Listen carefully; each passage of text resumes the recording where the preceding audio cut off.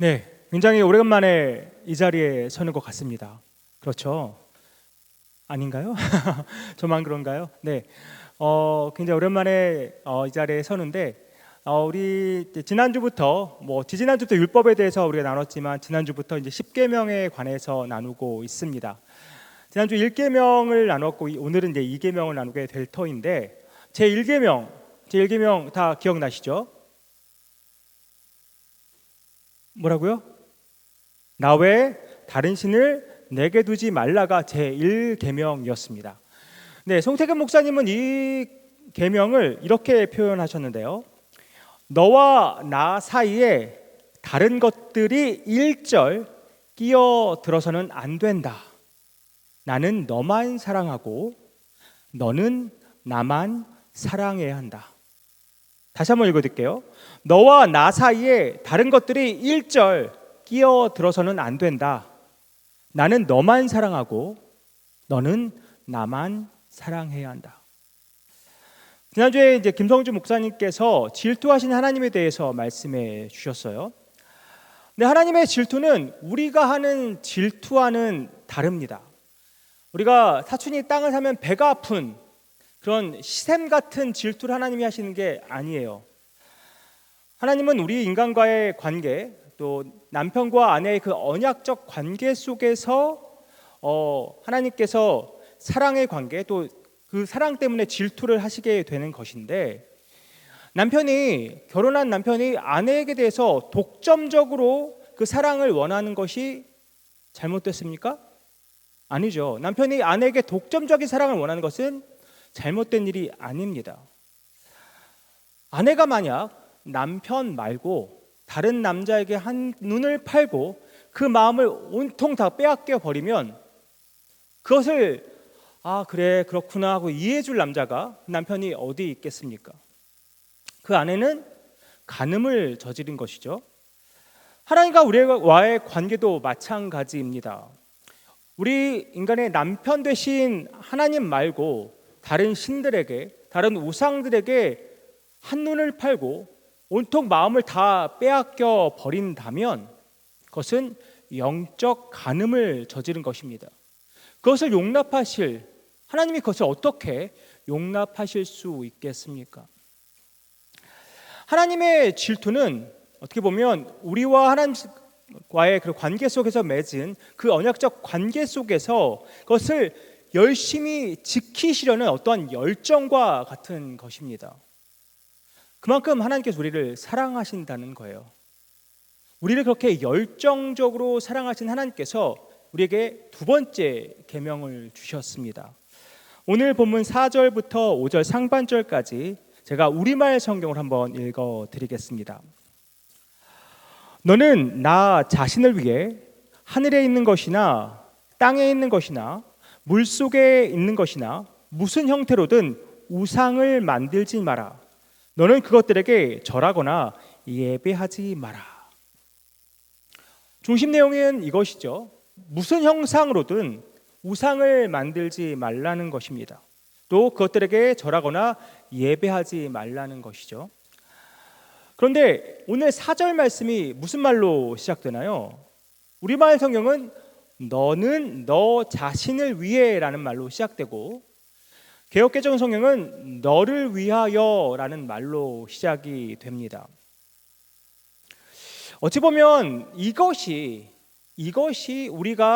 우리 안에 우상을 만드는 이유가 되지 않나 싶습니다. 송태근 목사님은 우리 인간의 마음 가운데 두 가지 기둥이 있다고 지적하십니다. 하나는 두려움이고 또 다른 하나는 욕망입니다. 인간은 자기 자신을 위해서 자기의 두려움과 그 욕망을 해소하기 위해서 우상을 만들어낸다는 것이죠. 실제로 그런 것 같습니다. 우리 인간들은 우리 안에 두려움과 욕망을 품게 되고 어떻게든 그것을 해결하고 싶어서 무언가를 찾고 또 그 찾은 것을 의지하게 되는 것 같습니다. 그래서 온 땅에, 정말 온 세상에 우상들이 가득한 것 같습니다. 어떻게든 내 안에 두려움을 없애보려고 우상을 만들어내고 또 내 안의 욕망이 성취되기를 간절히 바라서 우상을 만들고 그것을 섬기고 예배합니다. 제가 얼마 전에 통계 자료를 하나 봤습니다.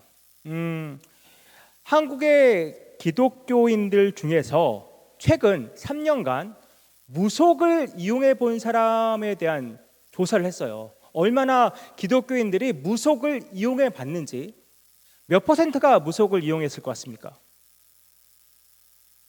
20%가 최근 3년간 무속을 이용해 봤다고 합니다. 이어서 물어봤어요. 그러면 무속에 대한 인식은 어떤지. 그런데 그 기독교인들의 절반가량이 이렇게 말했어요. 풍수질이나 우리가 결혼 날짜나 이사 날짜에 손 없는 날 아시나요? 손 없는 날이 무슨 날인가? 손이라는 귀신이 있대요. 저도 잘 모르겠는데 아무튼 귀신이 그날을 방해하지 않는 날, 그거를 찾는 거예요. 손 없는 날이 그거래요. 그리고 점이나 운세나 사주 같은 것을 보는 것에 대해서 어떻게 생각하냐고 물었을 때 괜찮다, 반대 안 한다 해도 문제가 없다고 답한 사람이, 그 기독교인 답한 사람 중에 절반이 넘는다고 합니다. 여러분은 어떻게 생각하시는지 한번 묻고 싶은데 제가 지금 묻지는 않겠습니다. 아마 여러분 중에도 그럴 수 있지 않나라고 생각하시는 분 계실 수도 있을 것 같아요. 왜 사람들이, 심지어 크리스찬들이 이렇게 무속을 이용하거나 무속을 이용해도 별 상관이 없다라고 생각을 하는 것일까요? 당장 내 눈앞에 보이지 않는 하나님 대신해서 뭔가를 통해서 위로를 받고 싶고 또 뭔가를 통해서 희망을 얻고 싶은 마음 때문이 아닌가 싶습니다. 어떻게든 내 안에 자리 잡고 있는 그 두려움을 없애보고 싶고 내 안에 가득 차 있는 그 욕망을 어떻게든 채워나가고 싶은 것이죠. 이렇게 우리 인간은 알게 모르게 우리 안에 우상을 만들어내고 그것을 의지하고 있습니다. 내가 만든 신이란 책을 지으신 팀 켈러 목사님이 우상을 이렇게 정의하셨습니다. 아마 화면에도 뜰 텐데, 우상이란 무엇인가? 무엇이든 당신에게 하나님보다 더 중요한 것이다. 무엇이든 하나님보다 더 크게 당신 마음과 생각을 차지하는 것이다. 하나님만이 주실 수 있는 것을 다른 데서 얻으려 한다면 그게 바로 우상이다. 무엇이든 워낙 당신 삶의 중심이자 필수여서 그것 없이는 살아갈 가치를 별로 느끼지 못한다면 그게 바로 가짜 신이다. 우상은 마음을 지배함으로 당신 더 생각할 것도 없이 열정과 에너지, 돈과 정서적 자원을 다분히 거기에 쏟을 수 있다. 가정과 자녀, 직업과 돈벌이, 성취와 평론가의 호평, 체면과 사회적 지위가 다 우상이 될 수 있다. 로맨틱한 이성관계, 업계의 인정, 안전하고 평안한 환경, 외모나 두뇌, 정치나 대의 명분, 도덕과 가치관, 심지어 기독교 사역에서 성공하는 것도 다 우상이 될 수 있다. 타인의 삶을 고치는 데 인생의 의미를 거는 것을 흔히 상호 의존이라 부르지만 사실은 그것도 우상 숭배다. 팀 켈러 목사님이 말씀하고 있는 우상의 정의를 생각해 볼 때 저와 여러분 안에 우상이 있습니까? 없습니까? 지금 우리는 우상을 숭배하고 있습니까? 그렇지 않습니까? 목사인 저도 제 마음속에 두려움과 욕망을 품고 살아갑니다. 불확실한 미래를 바라보면서 두렵기도 하고 불안하기도 합니다.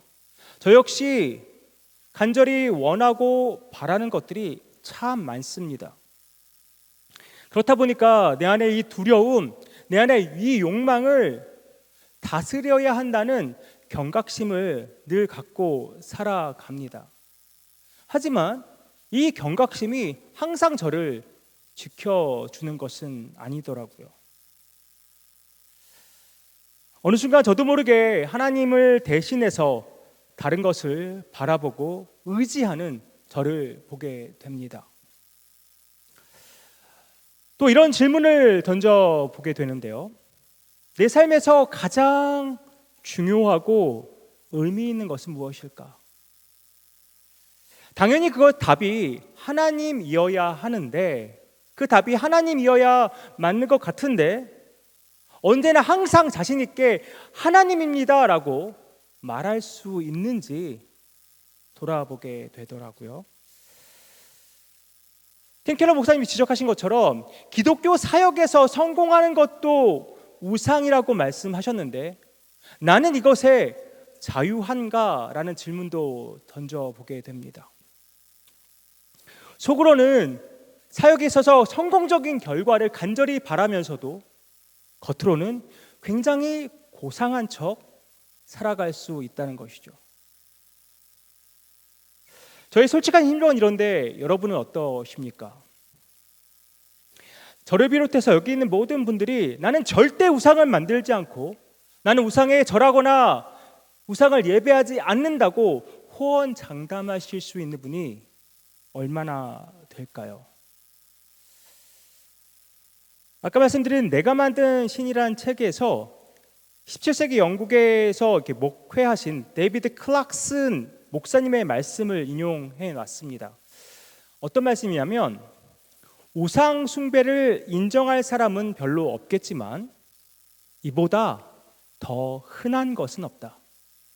우리 사람들이 저 우상 숭배 안 해요라고 막 인정을 못하지만 이보다 더 흔한 것은 없다라고 말합니다. 우리 영혼이 집이라고 가정한다면 방마다 구석마다 우상이 세워져 있다. 정말 인정하고 싶지 않지만 인정할 수밖에 없는 것 같습니다. 우리가 뜻이 하늘에서 이루어진 것 같이 땅에서도 이루어지이다라고 우리가 주기도문을 이렇게 암송하면서 이렇게 기도하는데, 여러분 정말 하나님의 뜻이 여러분의 삶에 이루어지길 원하십니까? 아니면 내 뜻이 이루어지기를 원하십니까?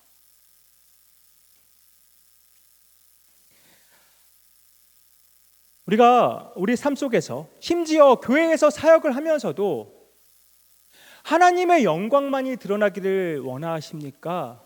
아니면 솔직하게 내가 드러나고 싶고 내 영광이 드러나기를 간절히 갈망하면서 살아가십니까? 우리는 시시때때로 하나님 아닌 것을 내 우상으로 만들고 그것을 의지하고 바라고 살아갈 때가 참 많습니다. 그런데 문제는 그것이 우상인지를 우리가 인식하지 못한다는 것입니다.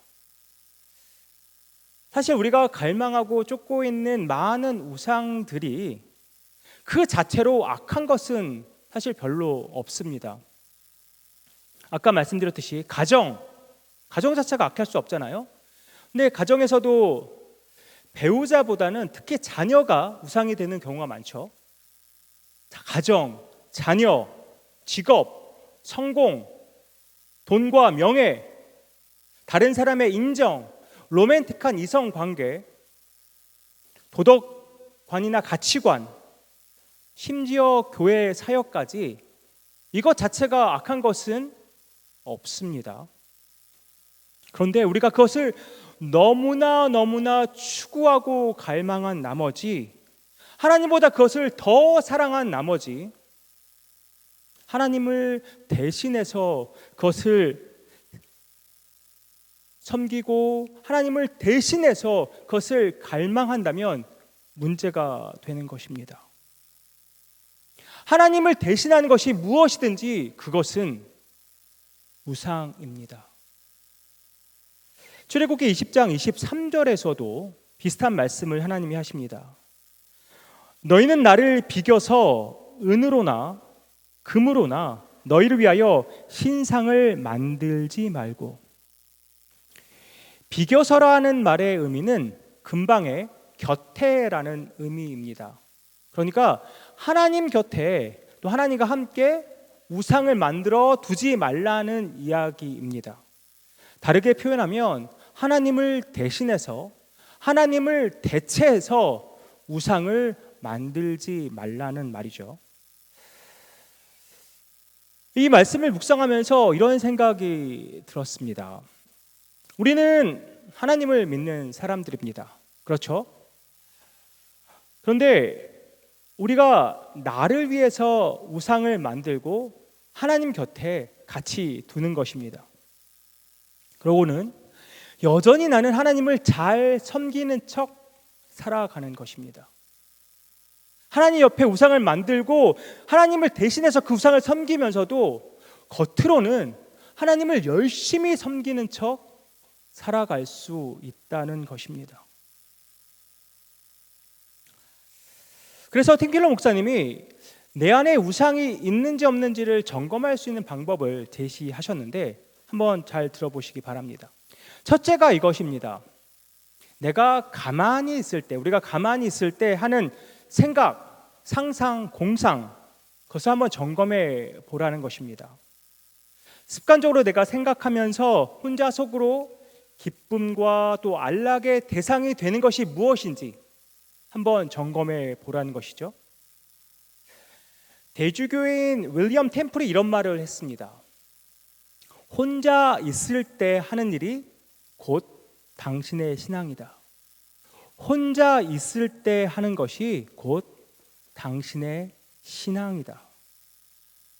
무의식적으로 내 생각을 지배하고 있는 것이 무엇인지를 발견한다면 바로 그것이 내가 섬기고 있는 것일 것입니다.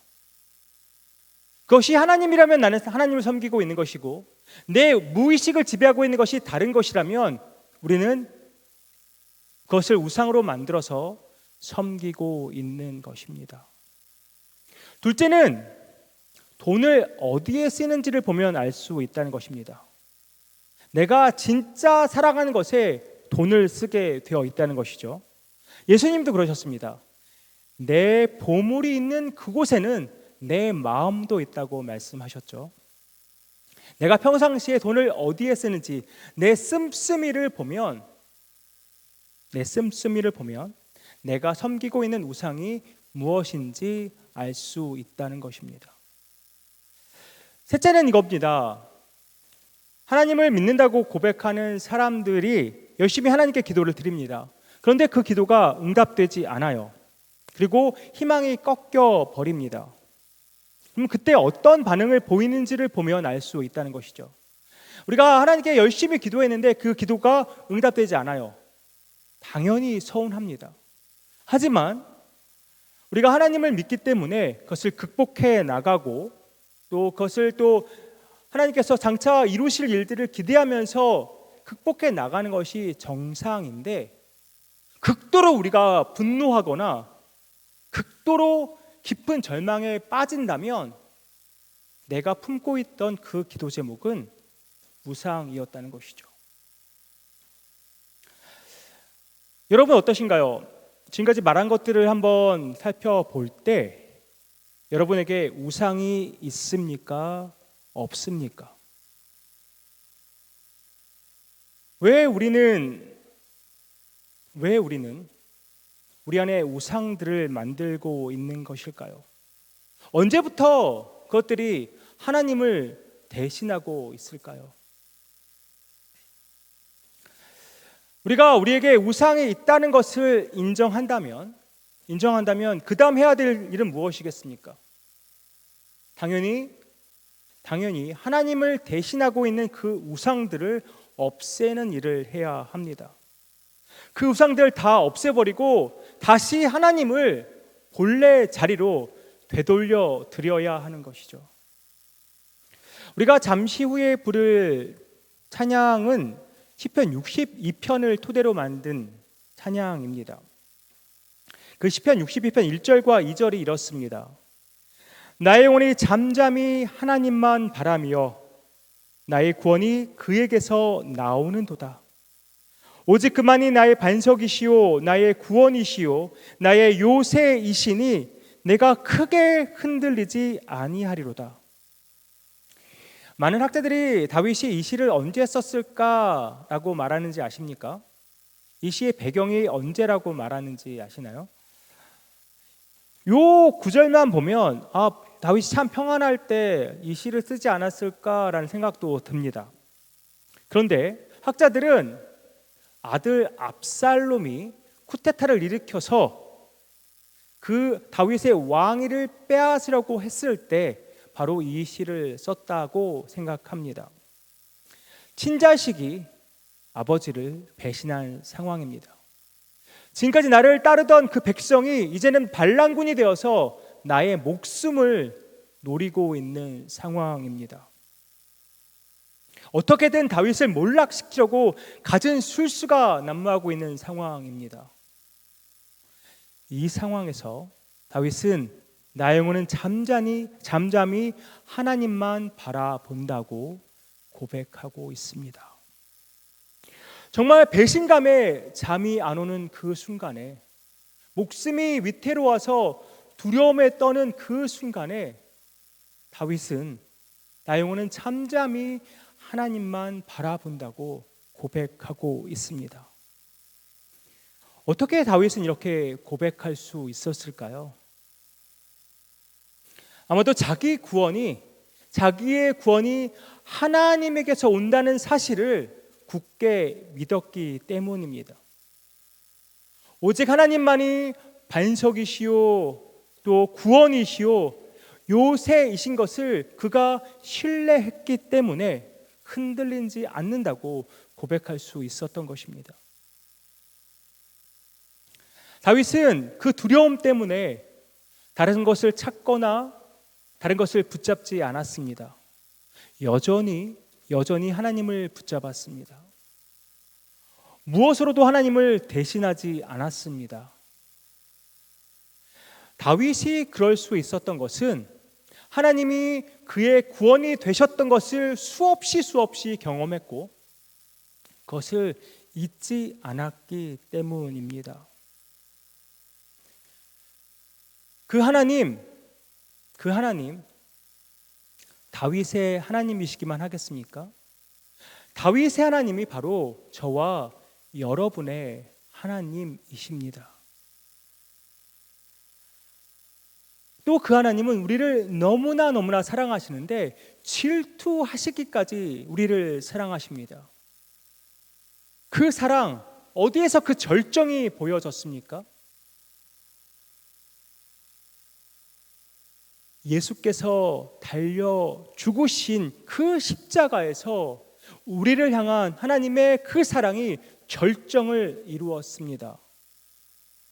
죄로 인해서 죽어 마땅한 우리를 위해서 하나님은 이 땅에 예수 그리스도를 보내셨고 우리의 모든 죄값을 치르게 하시려고 예수 그리스도를 십자가에 달려 죽게 하셨습니다.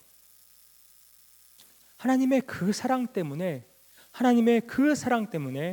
우리가 살게 된 것입니다. 하나님의 그 사랑과 은혜 때문에 오늘도 우리가 살아가고 있는 것입니다. 우리가 하나님께 얼마나 큰 은혜와 사랑을 받았는지 지금도 받고 있는지를 잊지 않는다면 또 그것에 감격하면서 살아간다면 우리도 다른 것으로 하나님을 대신하지 않을 것입니다. 그리스도께서 저와 여러분을 위해 베푸신 그 놀라운 일들을 묵상하고 살아간다면 내 욕망이 나를 지배하도록 그냥 내버려 두면서 살아가지 않을 것입니다. 바울의 골로새서 3장 1절부터 5절까지 이렇게 선포합니다. 그러므로 너희가 그리스도와 함께 다시 살리심을 받았으면 위의 것을 찾으라. 거기는 그리스도께서 하나님 우편에 앉아 계시느니라. 위의 것을 생각하고 땅의 것을 생각하지 말라. 이는 너희가 죽었고 너희 생명이 그리스도와 함께 하나님 안에 감추어졌음이라. 우리 생명이신 그리스도께서 나타나실 그때에 너희도 그와 함께 영광 중에 나타나리라. 그러므로 땅에 있는 지체를 죽이라. 곧 음란과 부정과 사욕과 악한 정욕과 탐심이니 탐심은 우상 숭배니라. 혹 우리 마음이 우상에게 다 빼앗겼다면 이제 다시 그 마음을 돌려놓기를 원합니다. 내 마음속에 자리 잡고 있는 그 우상들을 다 제하여 버리고 다시 그 자리에 우리 하나님을 모셔놓기를 원합니다. 두려움과 욕망이 가득한 이 세상, 이 땅의 삶 정말 영원할 것 같지만 금세 지나갑니다. 우리가 영광스러운 주님과 함께 영원히 누리게 될 그 삶에 비한다면 이 땅의 삶은 정말 작아서 어떠한 펜으로도 찍을 수 없을 만큼 작은 점에 불과합니다. 이 땅에서의 유한한 삶, 이 짧은 삶을 살면서 하나님을 대신해서 다른 신을 섬겨야 하겠습니까? 우리가 하나님이 원하시고 기뻐하신 일을 하기에도 너무나 짧은 삶인데 그 짧은 삶 속에서 우상을 섬기면서 살아야 하겠습니까? 사랑하는 우리 블레싱 공동체 여러분, 무엇으로도 하나님을 대신하지 마십시오. 하나님을 대신할 만한 것 이 세상에 존재하지 않습니다. 나의 구원은 오직 하나님에게서 온다는 다윗의 고백이 바로 우리의 고백 되기를 원합니다. 사실 우리 주변에 우리를 두렵게 만드는 많은 것들이 도사리고 있습니다. 하지만 나의 반석과 구원과 요새가 되신 그 하나님을 의지한다면 우리는 모든 두려움을 이겨낼 수 있습니다. 그리스도께서 십자가에서 우리를 위해 행하신 일을 우리가 잊지 않고 살아가기를 원합니다. 주 안에서 정말 새롭게 태어난 우리, 장차 주와 함께 영광의 몸을 입을 우리입니다. 이 땅의 그 유한한 삶을 바라보는 것이 아니라 저 하늘의 그 영원한 삶을 바라보는 저와 여러분 되기를 소망합니다. 세상을 바라보면 정말 원하고 갈망하고 정말 소망하는 것들이 참 많죠. 하지만 우리의 시선을 세상에서 돌려서 하나님께로 향하길 원합니다. 오직 주께만 소망을 두며 오직 주님만 붙잡고 살아가는 우리 모두 되기를 주님의 이름으로 축복합니다. 마지막으로 우리 이사야 26장 3절과 4절 말씀으로 오늘 말씀을 마무리하려고 하는데요. 주님이 이렇게 말씀하십니다. 주께서 심지가 견고한 자를 평강하고 평강하도록 지키시리니 이는 그가 주를 신뢰함이니이다. 너희는 여호와를 영원히 신뢰하라. 주 여호와는 영원한 반석이심이로다. 심지가 견고한 자가 누구입니까? 주님을 신뢰하여서 그 마음이 주님께 머물러 있는 사람입니다.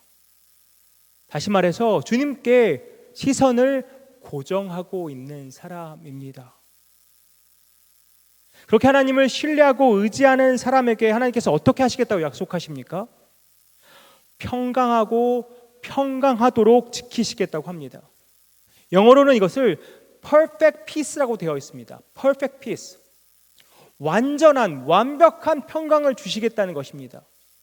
세상에서 어떻게 완전한, 완벽한 평강을 누릴 수 있겠습니까? 오직 주 안에서만 그 평강을 누릴 수 있습니다.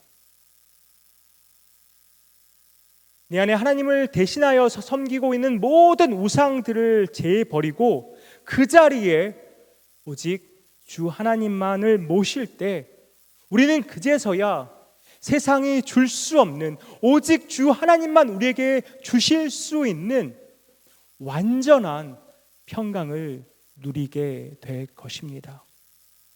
이러한 완전한 평강을 누리는 저와 여러분 되기를 주님의 이름으로 축복합니다.